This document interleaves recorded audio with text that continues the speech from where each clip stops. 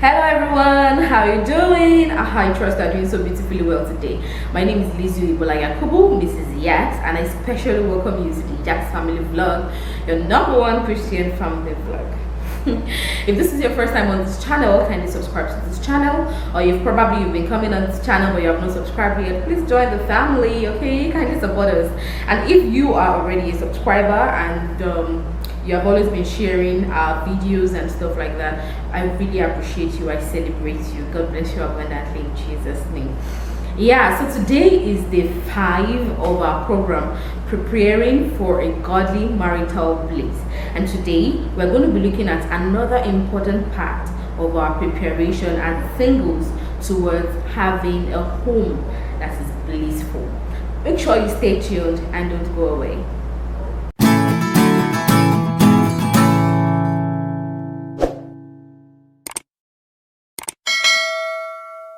Peradventure, you gain admission into a particular school and you met someone that is a graduate from that school. I'm sure the human being in you, the curious human being in you, would want to sit the person down to say, oh, tell me about the school. Okay, do you have cafeterias? Do you have hostels? You want to ask great questions. Even if you knew about those things, you probably read them online. They are not enough, or you want to hear from the horse's mouth. People that have graduated from the school, people that are still students in the school, you understand? So we are curious. We want to satisfy our curiosity at almost every time, you understand? So singles, you get to see yourself getting excited when there are marriage talks, when there are love seminars and stuff like that. It is amazing. You want to hear from people that are probably doing so beautifully well in their marriages, and you're like, please tell me about it. How did you meet him? How did you meet her? How is it like? How does it feel getting married and stuff like that? You want to hear about it because you're curious, and that is beautiful, because most times when you stay on the shoulders of people that are already in front of you, they'll be able to they'll be able to give you so many counsels, and then you'll be able to avoid so many pitfalls. And that is why you have to be careful of books you read, movies you see, and sermons you listen to on marriage. Some people have biased view on marriage, probably because theirs is not working, so they want every other person to fail. You should be very, very careful. Do you understand? So today we're going to be looking at 10 things that actually singles should know before they get married. What are those things about marriage that you are supposed to know now that will shape your orientation and will make your preparation for a godly marital bliss a reality? Yeah, so stay locked on the channel as we go deep into those things now. Okay, so the first thing you should know is that no one suddenly goes bad in marriage. There must have been hints of that person's character in your courtship. Singles, I would really advise you that you should learn from people that have gotten married, despising the signs that they received in their courtship. They despised it. They weren't so careful, or probably they just wanted to get married. They just wanted to end the cycle of singlehood in their lives. They wanted to get married by all means. They decided to overlook those red flags. Eventually in marriage, they find it there. You have to be careful of that. You have to be aware of that. In marriage, when you see someone raising the hand to beat his wife, sometimes there must have been hints about that, about violence in their courtship. When someone shouts at you in your courtship, when someone ridicules you and body shames you in your courtship, you understand the fact that a greater dimension of that is waiting for you in the marriage. If someone cannot show you a very beautiful color of themselves in courtship, then they do not have anything to protect. Even in marriage, they are still going to show you worse things about themselves. Do you understand? So note that. Be careful. There are so many red flags in Christian courtships and marriages, or Christian courtships and relationships, that you have to be aware of. If you have not seen the videos I did, the 2 videos I did on that, make sure you click on the link above to see them. Number 2, selfishness kills marriage. Be aware that selfishness will kill your marriage if you are not careful. Selfishness means myself, I alone. You don't put the feelings of your partner into consideration. So definitely, your marriage is likely to crumble. It is both of you. Put yourself in the shoes of your partner. Your partner puts himself in your own shoe. That is exactly how it was meant to be. If you do not know how to be giving, if you do not know how to be sacrificial, if you do not know how to be compromising, you should understand the fact that you might actually have issues in marriage. Know this. Selfishness is going to kill your marriage. Make sure that you do not allow it. always put other people first. In fact, Bible says you should esteem other people better than yourself. And you should pray, start praying about all these points I'm giving you. Pray about it for yourself, pray about it for your spouse to be. So the third thing is, you are getting married to that person and his whole family. You're getting married to that person and her whole family. You have to get that right. If you just want to get married to that man alone, if you just want to get married to that woman alone, you might be missing it. And this is the reason why you have to put all these things into consideration before saying yes to a man or before proposing to a woman. If the family members of your spouse or your spouse to be is not going to love you, is not going to accept you, you might be headed for disaster if you want to put your head in it by fire by force. If God is in that relationship, he would make all his family members, he will make all our family members to be at peace with you. Even if it's not all of them that will be, loving you so much, at least they will agree with you, and you know that I can love this person. If you are just going to be considering marrying that person alone, you might be wrong.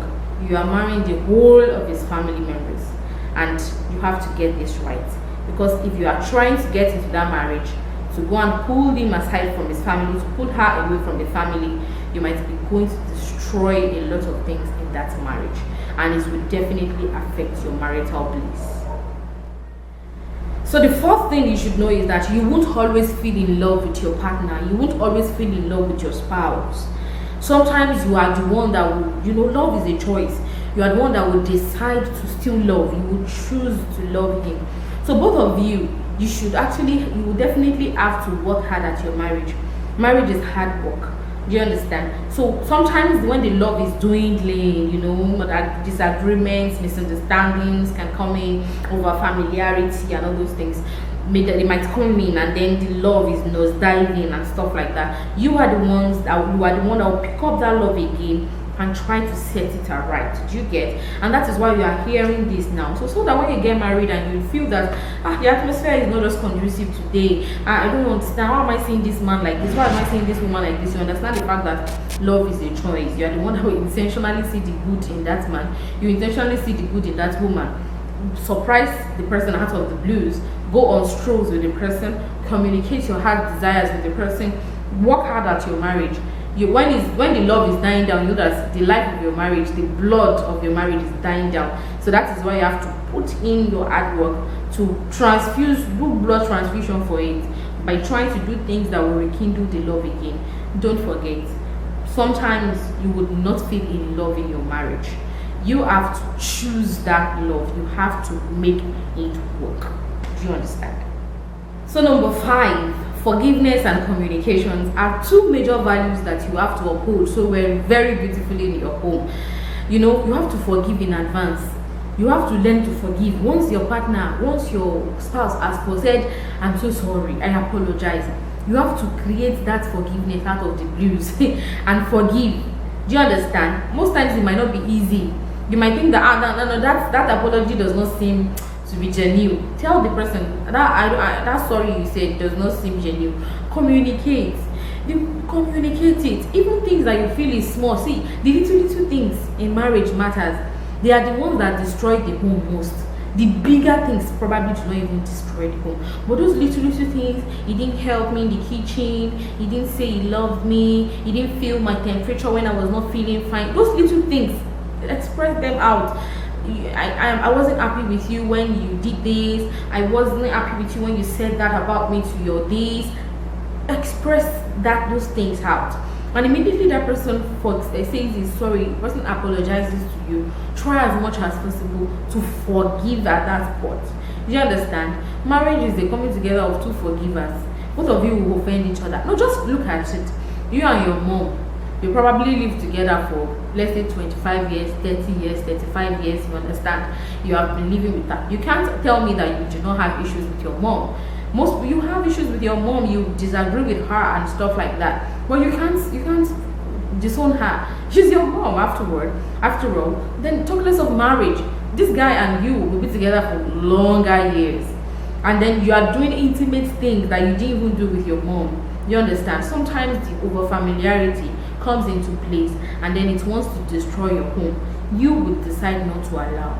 Do you understand? So when the person apologizes, or even if the person doesn't apologize, you demand for the apology. Apologize, and immediately the person apologizes, let it go from your heart. Do you understand? So communicate those little things, and always learn that when people communicate their pain to you, you should also learn to apologize. You should learn, even when you feel no, that was not what I meant. Your rights might not always count. Learn to compromise. Learn to say you are sorry. Do you understand? And really, really be sorry. Do you get? So number 6, divorce is not an option. It is not an option for a child of God, for a Christian at all. You might have been seeing it all over. In fact, people might be writing about it, celebrating it on the social media. Pastors and ministers of God might be going through it. And then you're like, I guess this is it. No, sir. No, ma. God hates divorce. Just like he hates sin, you understand the fact that divorce is also something that God hates. It disgusts God. Do you understand? And that is why singles, I would really implore you not to rush. There's nothing to rush. See, it's not like when you get married, you will now feel so complete or something like that. Marriage is not... The person that completes you is God. You and that man, both of you are complement to each other. Do you understand? But the person that completes you is God. If you are expecting a sense of completeness from your man, you won't get it. If you are expecting a sense of completeness from that woman, you might be so disappointed. Do you understand?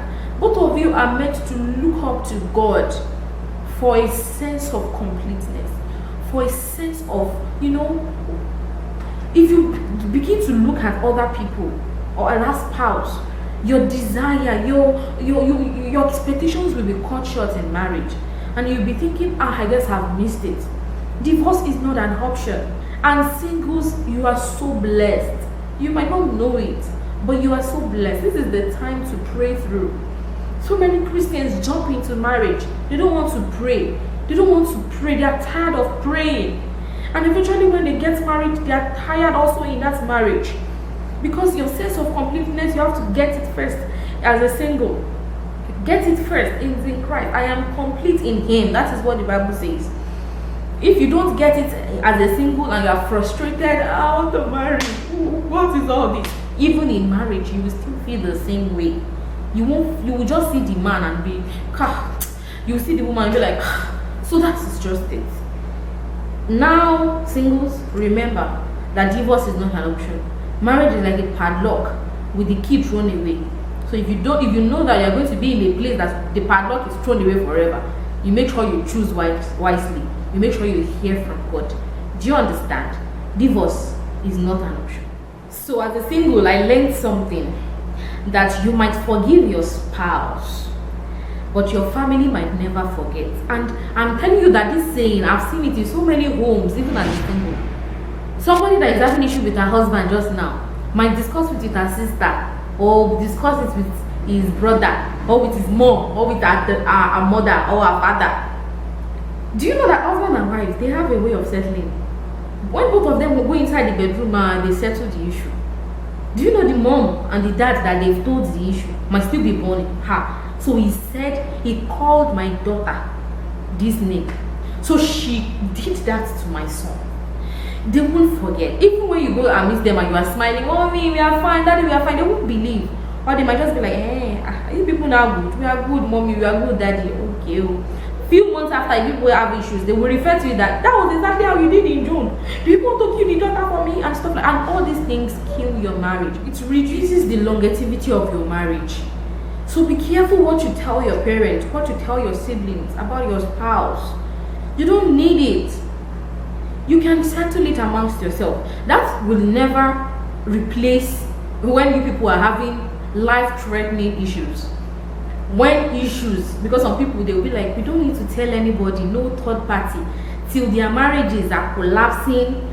You will see that your marriage is collapsing. This one is looking as if it won't be repaired. That one, you might actually go out of your way to get counselors that are fervent in the Lord, godly, and they know what they are doing. Do you understand? But I'm just talking about little things that happen in your homes. You understand? You don't need to be telling everything to your family members, even to his own family members, or to our own family members. You can easily settle it amongst yourself and let it go. Do you understand? So let's be very careful of that. Hey, your parents will never forget. Your siblings, they will forget. They will never forget. So let's keep that in mind.